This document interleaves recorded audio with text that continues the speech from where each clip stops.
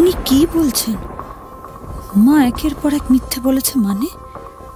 ওরা তো আমাদের অবস্থার কথা জেনেই দিদির সঙ্গে বিয়ে দিতে রাজি হয়েছিলেন। ওই যে তুই বলছিলি না যে তোর দিদিকে যে বিয়ে করবে সে যেন আমাদের অবস্থা জেনেই বিয়ে করে, সব জানে ওরা। তবে আজ কেন সেটা নিয়ে প্রশ্ন? শুনুন, ঝুড়ি ঝুড়ি মিথ্যে কথা বলেছেন। এখন এই ছোট্ট মিথ্যে কথা বলে চেষ্টা করুন যাতে বিয়েটাকে বাঁচাতে পারে। মিথ্যে বলেছো মানে? মা তুমি আর কি কি মিথ্যে কথা বলেছো? ওদের কি বলছেন উনি? নাকি ওনারা সত্যি আমাদের অবস্থার কথা জানতেন না? আপনারা যা শাস্তি দেবেন আমি মাথা পেতে নেবো দিদি, মাথা পেতে নেবো। আমি জানি আমি ভুল করেছি, আমি অন্যায় করেছি, আমি খুব খুব খুব বড় অন্যায় করেছি। কিন্তু বিশ্বাস করুন দিদি, যা কিছু করেছি সব আমি আমার মেয়েদের ভালোর কথা ভেবে করেছি। আমি আপনাদের ক্ষতির কথা ভেবে কিচ্ছুটি করিনি দিদি।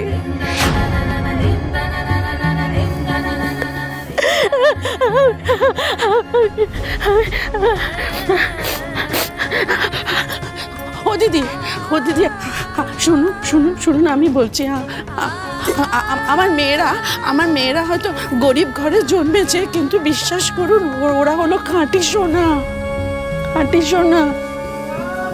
ওরা মানুষ খারাপ নয়, তেমন শিক্ষা আমরা ওদের দিইনি। ওরা সত্যি সত্যি খুব ভালো মনের মেয়ে, খুব ভালো মনের। ওরা একজনও খারাপ শিক্ষায় মানুষ হয়নি দিদি। সেটা ওদের চিনলে আপনারা বুঝতে পারবেন। আর কত চিনবো ওদের? ওদের চিনতে তো আর কিছুই বাকি রইল না। আপনার যে মেয়ে বিয়ের মণ্ডপ ছেড়ে পালিয়ে যায় তার শিক্ষা কেমন তা জানতে আমার বাকি নেই। আর আপনার আরেক মেয়ে খড়ি, সেও যে সত্যবাদী যুধিষ্ঠির নয় সে তো বিয়ের দিনে বোঝা গেছে। যখন ও নিজের যোগ্যতা না ভেবেই ও দিদির জায়গায় ঘোমটা টেনে বসে পড়েছিল। এই তো শিক্ষার বহর আপনার মেয়েদের। তাহলে কোন মুখে আপনি বড় বড় কথা বলছেন? আসলে কি জানেন তো মিসেস ভট্টাচার্য, একটাই শিক্ষা দিয়ে আপনি আপনার 3 মেয়েকে বড় করেছেন, আর সেটা হলো ধান্দাবাজি।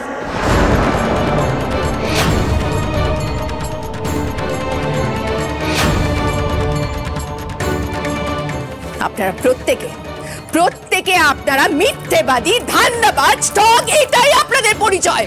না, আমরা ঠক নই। আমার মাকে আর এভাবে বলবেন না। হ্যাঁ, আমি বিয়ের পিড়িতে বসেছিলাম আমি, কিন্তু বিয়েটা আমি করতে চাইনি। জিজ্ঞেস করুন আপনার ছেলেকে, এখানেই তো দাঁড়িয়েছে। আপনাদের বাড়ির উপস্থিত প্রত্যেককে জিজ্ঞেস করুন। আমি সিঁদুর দানের আগেই সত্যিটা বলে দিয়েছিলাম।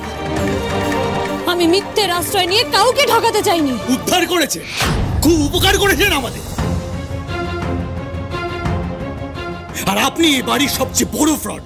আপনি জানতেন যে লাস্ট মোমেন্টে সত্যিটা বললে আমি ওই বিয়ে থেকে মুখ ফিরিয়ে চলে যেতে পারবো না, কারণ এটা মান সম্মানের কথা হবে আমার। আর ঠিক সেইটাই হয়েছে, এক্স্যাক্টলি ওইটাই হয়েছে। আপনি ইচ্ছে করে করেছেন সেটা। আর লাস্ট মোমেন্টে ক্লিন চিট পাওয়ার জন্য আপনি সত্যিটা বলেছেন। না না না না না না বাবা, না, ভুল বুঝেছো তুমি, ভুল বুঝেছো আমার খড়িকে। আমার খড়ি তেমন নয় বাবা। ওর মনে অত প্যাঁচ পয়জান নেই, ও জানে না অত প্যাঁচ।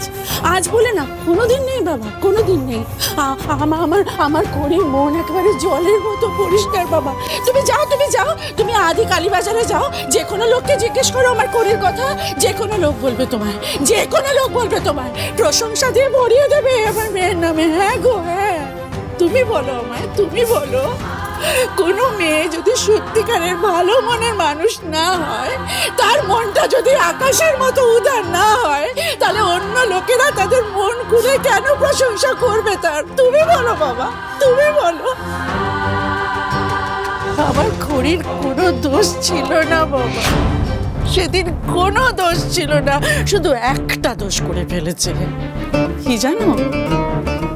ওর মায়ের কথা শুনে ফেলেছে, শুনেছে মায়ের কথা। ও বরাবরই শোনে, ওর মায়ের কথা বরাবর শোনে।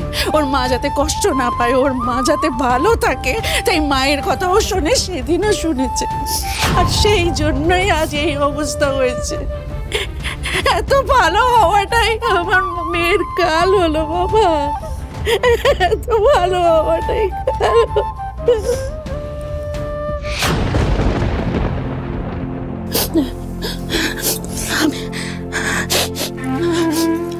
আমি আমি চিরটা কাল চেয়েছিলাম আমার বড় মেয়ে দুতির বিয়ে যেন বড় বাড়িতে হয়,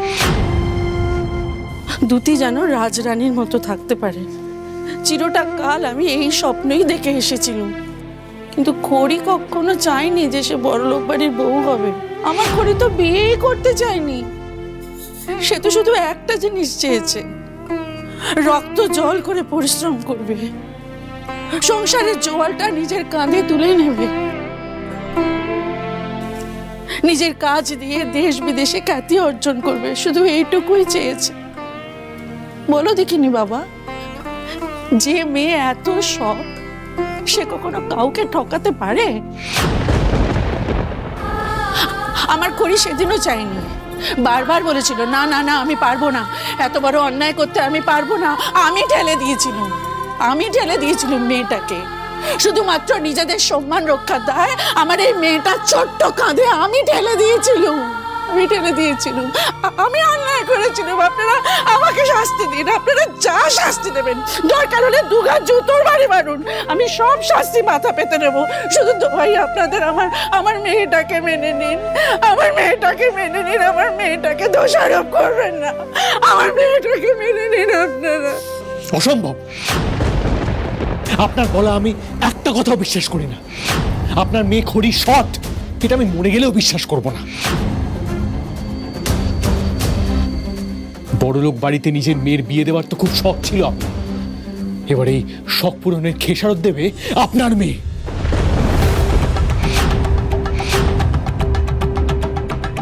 আমার মেয়েটাকে শাস্তি দেবেন না, ওকে আপনাদের বাড়ির বউ করে মেনে নিন। ও দিদি, আমার মেয়েটাকে বউ হিসেবে মেনে নিন। না, আমার জন্য তুমি কারোর হাতে পায়ে ধরবে না। তুমি কোনো দোষ করোনি। কারেক্ট, কোনো দোষ নেই ওনার, দোষ হতে পারেই না, কারণ এটা তো একটা crime, and your mother is a criminal.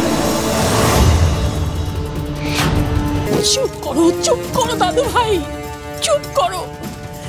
এভাবে কথা বলছো তুমি কার সঙ্গে? উনি তোমার গুরুজন, ওনার সঙ্গে এভাবে কথা বলতে তোমার লজ্জা করছে না? এতটুকু বাঁচছে না?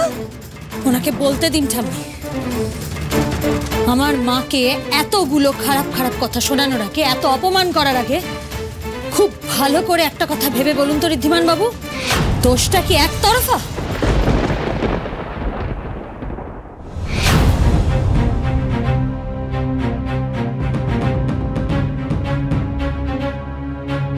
আপনি নিজে তো আমার দিদিকে পছন্দ করেছিলেন, তাই না? কেন করেছিলেন? ওর রূপ দেখি তো। কই তখন তো ওর ক্লাস বা ওর স্ট্যান্ডার্ড এগুলো কিচ্ছু বিচার করতে বসেননি। একটা মেয়ের শুধুমাত্র রূপ দেখে আপনি গলে গিয়েছেন। সবাই বলে আপনার নাকি জহুরির চোখ, আপনার নিজেরও যথেষ্ট গর্ব আছে তাই নিয়ে, কিন্তু একটা মানুষের শুধুমাত্র রূপ দেখে যে সম্পূর্ণ মানুষটাকে চেনা যায় না, এই সহজ কথাটা আপনি বোঝেননি। আসলে কি বলুন তো ঋদ্ধিমান বাবু, উল্টো দিকের মানুষটার যদি ভুলের পরিমাণ বেশি হয় তাহলে একটা সুবিধে হয়, নিজের দোষগুলোকে খুব সহজে ঝেড়ে ফেলা যায়। হতে পারে আপনি মস্ত বড় হিরে ব্যবসায়ী, কাঁচ আর হীরের পার্থক্য খুব ভালো বোঝেন, কিন্তু মানুষ চিনতে আপনি সম্পূর্ণ ব্যর্থ। হ্যাঁ, আমার মা দোষ করেছে। আমার মার আসলে একটাই দোষ, আমার মা সারা জীবন ভেবেছে জীবনটা আসলে বইয়ে পড়া রূপকথার মতো,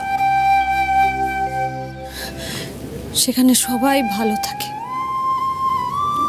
কোনো গরিব কুড়ে ঘরে জন্মানো মেয়েকে হয়তো কোনো এক রাজপুত্র এসে ঠিক বিয়ে করে নিয়ে চলে যায়, আর তারপর তারা চিরকাল সুখে শান্তিতে বসবাস করে।